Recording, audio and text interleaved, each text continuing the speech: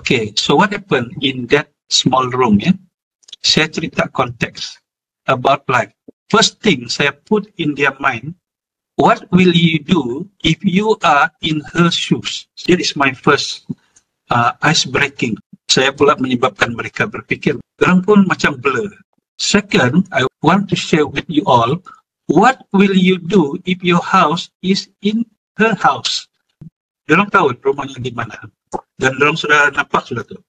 Then the third one, I told the committee, what will you do knowing that your partner is not taking care your children?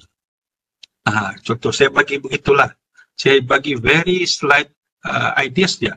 So, bila begitu, that is my first process.